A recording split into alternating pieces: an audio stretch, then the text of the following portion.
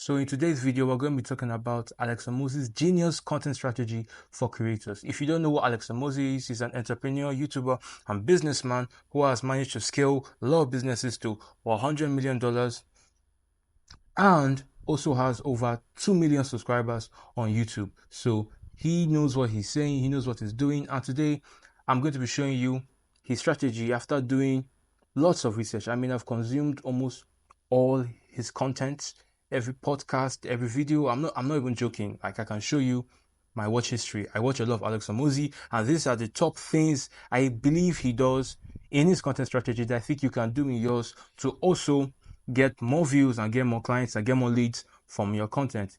And if you're wondering, why should I listen to this black guy telling me whatever? My name is Kola. I'm the founder of K Digital, and we help creators brand, build, and grow their brand so they can monetize it and make more money. So we want to help you make more money, and we're going to show you how one of the biggest creators in the industry makes more money. So if you stick around, I know you'll get a ton of value from this video because there's no other tutorial like this on the internet. So let's get into it. So first off, we're going to start with the foundation. So with Alex Hormozi, he's a bit different. You know, a lot of people talk about doing a lot of work on, what's it called? Quality? Yeah, quality. That's what I was looking for. They talk about doing a lot of work on quality, but the truth is, if you don't do enough quantity, you can't actually know what is quality. And let me explain. There were two art classes here. In one art class, this is an experiment that happened in a school. In one art class, they had talented art students. In the second one, they had less talented students. So in the art class with the more talented students, they told them to make only the best drawings.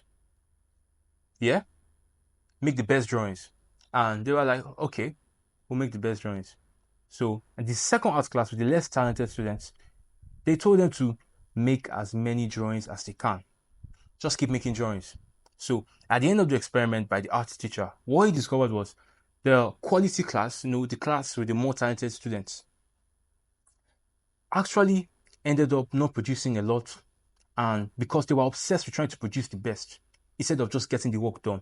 While the class, the less talented art students who just drew every day, they're just drawing, they actually produced better artworks than the quality class. Why? The class with the more talented people, because they were actually doing more work. They were taking more shots, they were failing faster. So they were testing a lot of things more, so they could actually see what works and what doesn't work. And so that story is just an illustration to show you that at the beginning, yeah, you have to do a whole lot more. It's not about quality at the beginning, it's about quantity. Because you don't know what's working, you don't know what doesn't work, you don't know what's working, so you have to figure out what's working. And the only way to figure out what's working is through the philosophy of more. You know, the saying that if you want to score, take more shots. That's basically what it is. If you want to get a girlfriend, toast more babes, talk to more girls. That's honestly how it works. There's no magic to guys with Riz. They talk to more girls than you do. Hence, to get more girls than you do.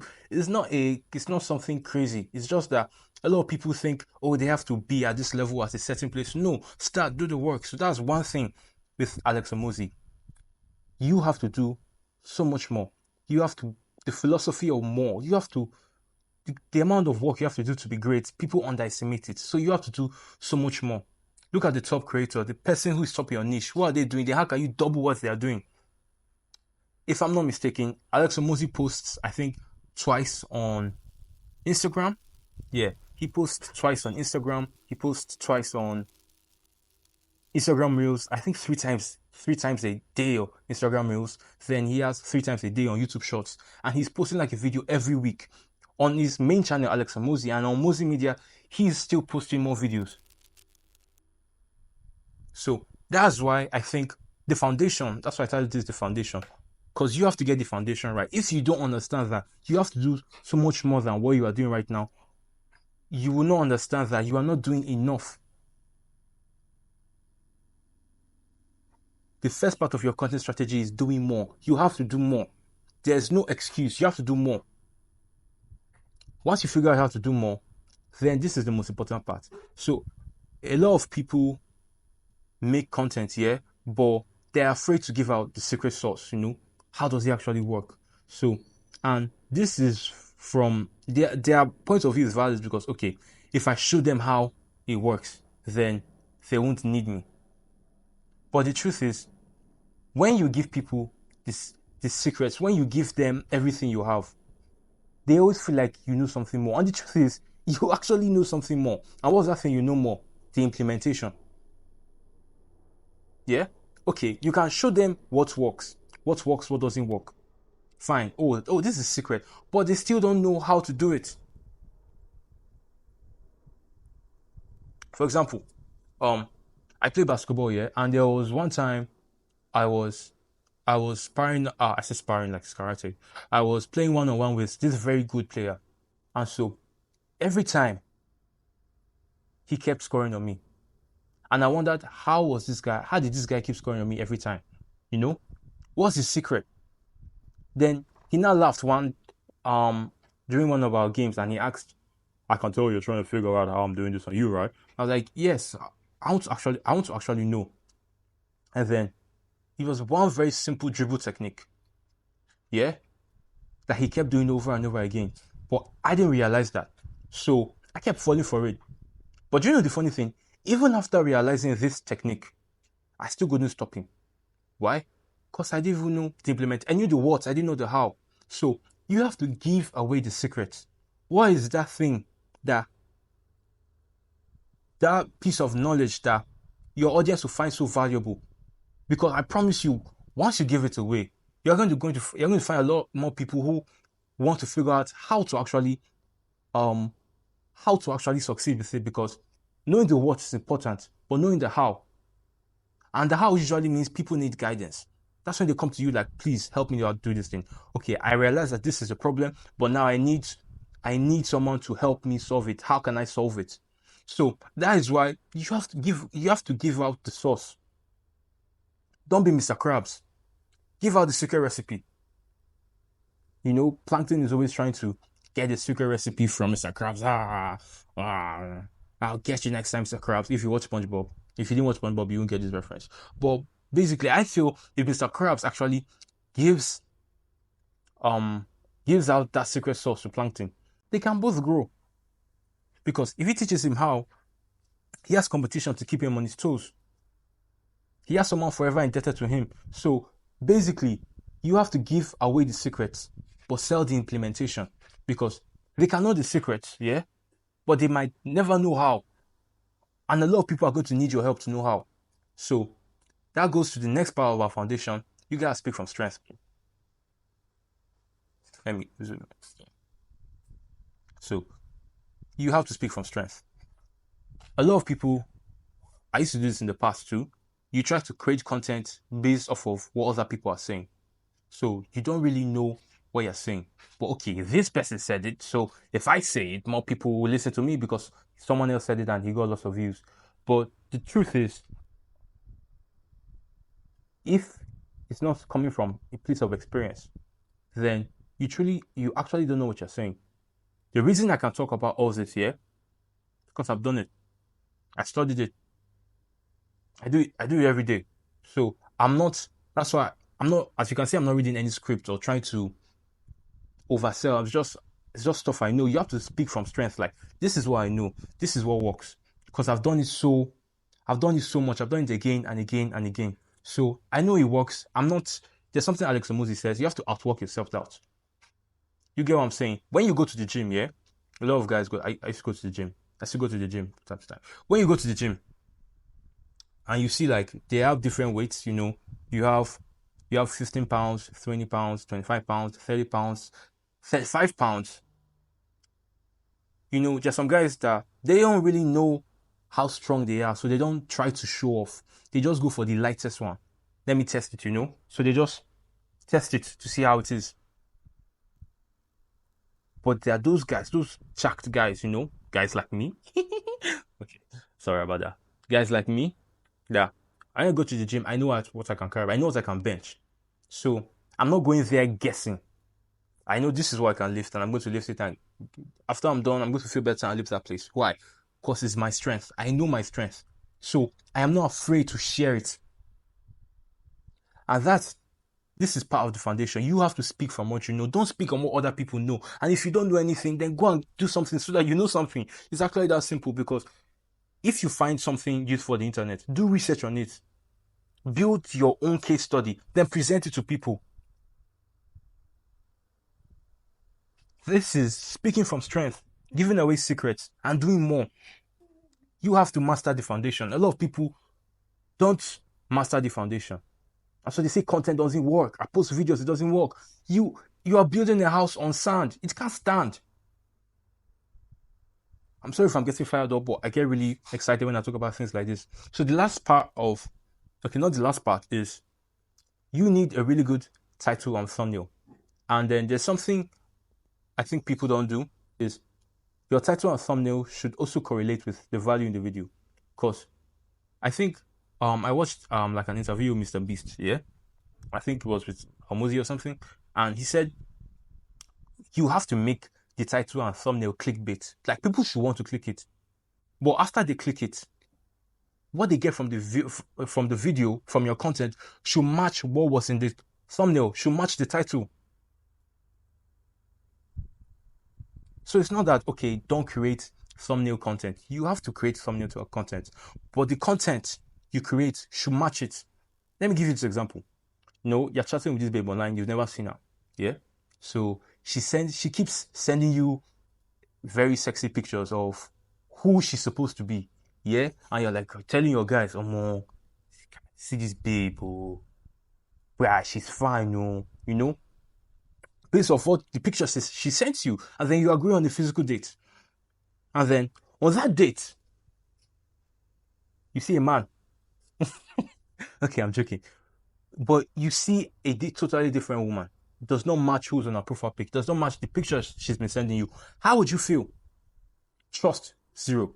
It's the same thing with thumbnails, titles, and delivering on value. What's outside has to match what's inside. So whatever you're saying on the outside has to match what's on the inside. Those crazy videos you see Mr. Beast doing, his crazy thumbnails, when you watch the video, it actually delivers, because he said he actually did what he said he was going to do. I think I remember the Sidemen, Beta Squad, 20v1, all this crazy, one person dates 100 people. I'm always curious, and you watch it, and one person is actually dating 100 people. So they're actually delivering on what they said. So just like the woman who catfished you, you don't want to see the outward appearance. Then you go in and you see a totally different thing. So that's the same thing. Your title, your thumbnail should match what's the value you deliver. And this does not mean you have to make crazy videos. No, the value you give them in terms of educational content, entertainment content, what you know should be it should go past what they were expecting. You have to go further and beyond. It's all about over delivering on value. So at the end of the day, they're like, wow, this was an amazing video. Thanks. So then the last part of this equation is the balance between broad appeal and niche content. So broad appeal basically means you're making broad content, content on how to make money. If you're in the business, coaching, or finance niche, content on how to improve your life. If you're in the self-improvement, mindset coaching niche, what other niche? There's so many niches on YouTube. You make gaming content. You talk about Game of Thrones. You talk about movies. You talk about Hollywood movies. You talk about anime. You talk about whatever you do. Yeah? It should have a broad appeal, but it should still be niche. So this is one thing Alex Hormozi does very well. I'll give you an example. He has a video titled How to Get Ahead of 99% of People. Yeah? So that video title is directed at generally people, and anyone who wants to get ahead of people, whether you're a student, you're a mom, you're a dad, whatever you are, to be honest. You're like, oh, I want to get ahead of people in my field, in my work. This is how I can get ahead of 90%. It's a big, huge promise, 99% of people. But when you get into the video, yeah, you actually see that this guy, he's actually talking about business, how to develop yourself. He's talking about business terms, but he makes it so fun that anyone can relate to it. So he's actually talking about business. That video is about If in another world, that video will be business marketing strategies, but he has made it appealing to so many people that it doesn't look that way. So his niche is business, bro. It still appeals to so many people, and you have to find a balance between those two. So these are the foundations for a genius content strategy. You have to do more. Give away the secrets. Speak from your strength. Over deliver on value. A good thumbnail, good title, then you over deliver on the value. And then you find the balance between broad appeal and niche content. When the foundation is laid, before you build a house, you have to lay the foundation, because the foundation determines how long that house can stand. And determining on what you want to build an empire, you need a really strong foundation. You want to build a sandcastle. You can do a little bit. But you want to build something huge, then you need to hit each one of these pillars 10 over 10. Because that's the only way you build a big empire. All these big creators, Gary Vee, Mr. Beast, Alex Hormozi, Ali Abdal, PewDiePie, they got the foundation right. So you have to build a strong foundation. You have to build a strong foundation. It is not an option if you want to win with this content strategy. So now we've looked at the foundation. Let's look at, okay, this is the what, okay, to get you in the mindset of thinking like a genius, to thinking like an emperor, someone that is building a dynasty, however you pronounce it. Now, let's talk about the process. The process is a bit more, should I say straightforward? I won't say straightforward, but is more what you see online. So, first, ideation. How do you come up with ideas? This is very nice. Well, I put ideation into 3 boxes: outlier method, testing, and scripting. So, what is the outlier method? An outlier is basically something that outperforms in its field, For example, let's look at football, whilst my Americans call it soccer. Who is an outlier in that field? Messi, Ronaldo. All right. So if you want to be Messi, Ronaldo, find out how they trained, how they slept, what they ate, what diet, and maybe you can become Messi, Ronaldo. That's basically how it is. You find out videos that are outperforming in their niches, yeah, and then you don't copy, you remix it.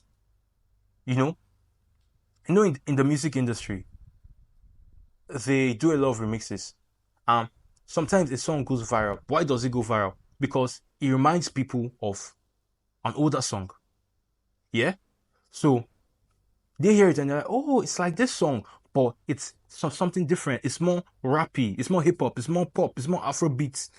Because they took it and they just remix it a bit. That's the same thing you have to do with ideas that have worked. You remix it. You have to get in think like a Kanye, think like a producer. How can I take this idea? Because instead of throwing so many things on the wall and trying to see what sticks, there are already so many things that are stuck on the wall. Pick one and recycle it, remix it. So that is basically what the outlier method is. So you have to find videos that are performing in your niche, whatever you do: business, self-improvement, productivity, tech, making money online. You help now big businesses with web design, whatever you do, honestly speaking. Find what's working in your niche and reproduce it. So the second part of ideation is testing. So this is the most important part, because a lot of people, after they even get the idea, they do nothing with it. So, okay, they have the idea, but you don't do anything with it. You're not scripting anything. You're not posting anything. So you have the idea. So the only way you can do it is it goes back to the philosophy of more. That's why I talked about the foundation. You have to do more. You have to test more. Do more. Yeah? Because you might remix one idea and it doesn't take off the way you expected. Then the one you didn't expect to do well at all goes over the roof. That's why you test. And then you discover your audience likes that idea way more than this other idea. So you know they resonate with you when you do that. So now you can do that more. So this is why I think these are the three pillars, the trinity of ideation. Finding outliers, testing those ideas, and scripting. So, okay, I think I should talk about scripting too. Scripting means the flow of your video. So for scripting, there's so many things. If you want to learn more about scripting, just type script in the comments. I'll do that too. But basically, scripting is the story you tell in your video. You know, there are two ways you can do it. You can completely script everything, or you can do it in bullet points. So I prefer the bullet point method because I don't want to sound robotic. I want to be free to give examples, to speak from my strength, because when it's too written down, I feel it's too rigid. You know, so I'd rather go off the fly. You know, sorry, I'd rather just speak on the go because I feel like I'm deliver more value that way. So first part, I'll just be writing this down, ideation. So, and also if you want to download this grid line sheet so that you can, you know, keep yourself on track when you want to, I'll link it down in the description so you can just get it when you want to use it when you want to create content. So the next thing is recording. So now for recording, I divided that into two parts. Scheduling your schedule and your setup. For your schedule, schedule. No, this English. Okay, I'm segueing. However you pronounce the word, whether you get what I mean is batch creating content. So instead of struggling to create content, you know, every day, what I would suggest is you batch content every 2 weeks. You know, so first off, through the outlier method, you know, you find 8 ideas that you can use to create 8 videos, and you post 2 videos every week for that month. So what now happens is those videos, you now schedule it first week, second week, third week, fourth week. So you pick the 2 days based off, you can check your YouTube studio to see when your audience is most active. Okay, I'm going to post on Monday and Friday, Tuesday, Thursday, Wednesday, Friday, Monday, Wednesday. You pick what works for you. And so you make sure that you are delivering 2 videos and you schedule them. Thank God YouTube, you can schedule videos. So you post 2 videos every week. So that's basically, so you know you have, if you don't like scheduling, you want to post it exactly when you want it to drop, then fine. Also, put it on your calendar. Let it be known that, okay, I want my videos to go out by this time. So after that, now let's talk about the setup. For your setup, if you're just starting, you don't need fancy equipment. Get a phone, get a microphone. It's that simple. If you want to do something a bit more fancy, well, maybe, okay, get a webcam, maybe get a MacBook, laptop.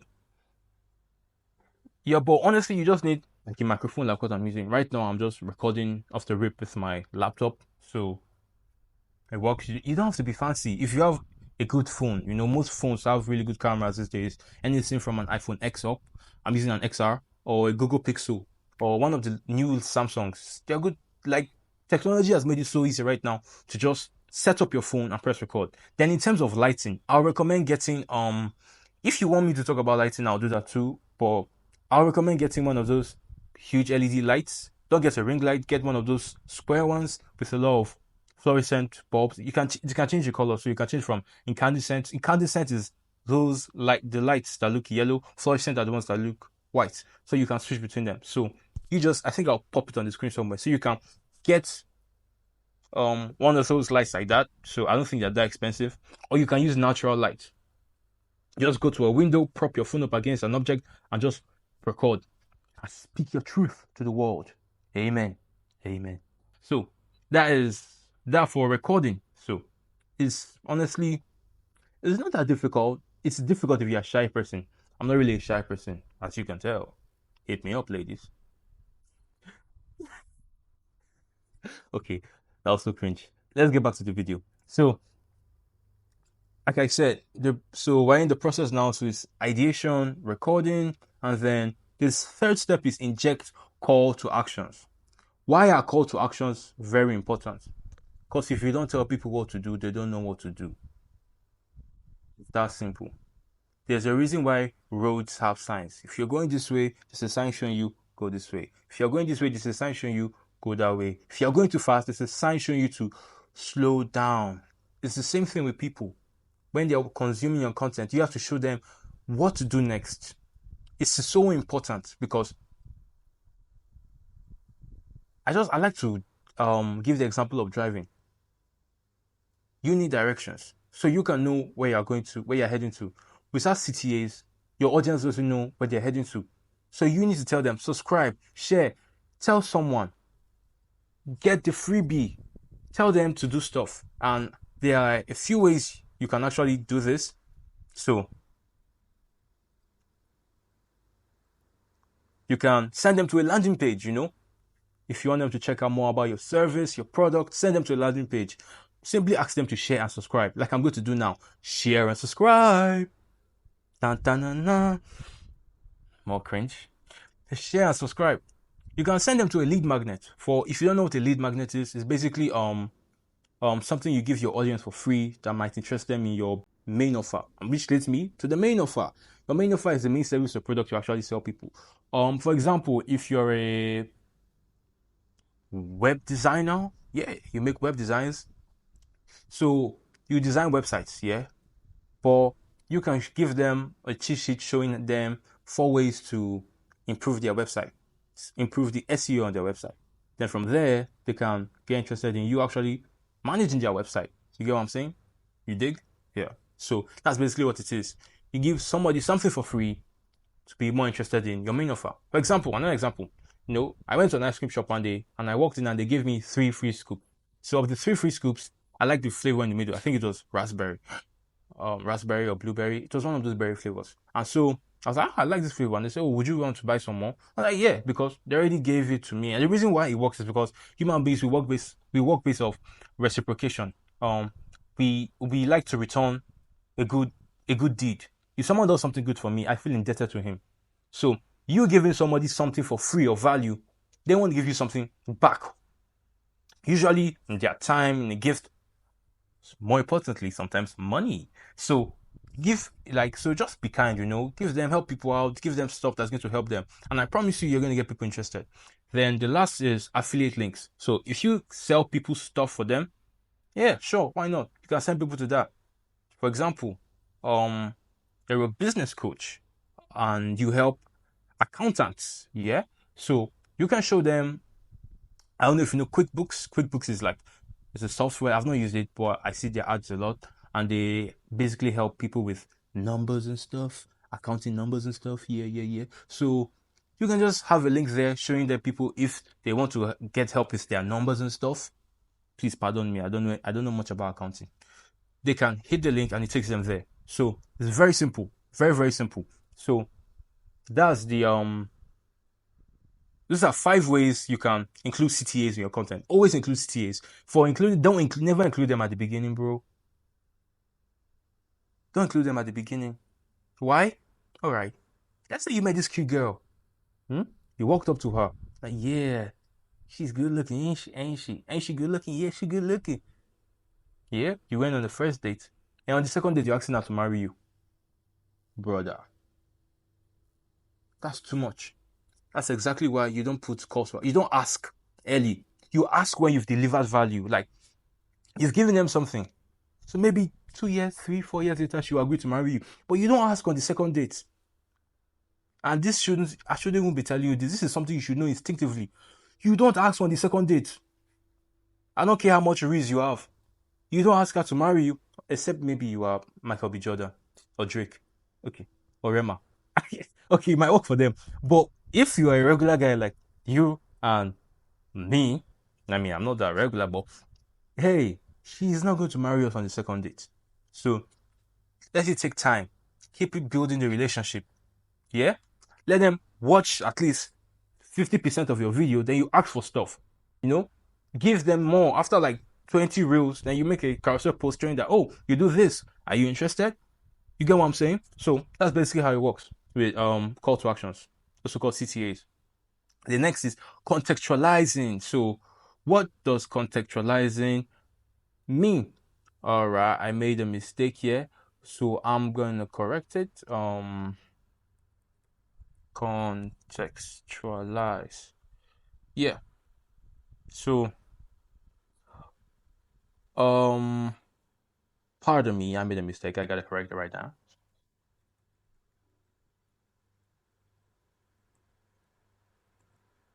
Content and context. That's what I meant to put here. Sorry about that. So contextualize this basically means you make the product match the shop. Let me explain. So you went to the ice cream shop and you want to get ice cream. But you walk into the shop and they are selling, what is the largest contrast to ice cream?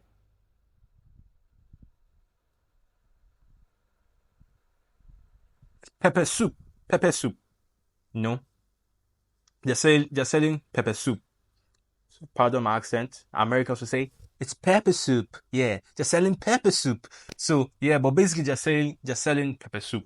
So it's it's the content and the context is different. So why I'm saying this is because when you create content, you want to create it for the platform. You make long form videos for YouTube. You make carousel posts on Instagram.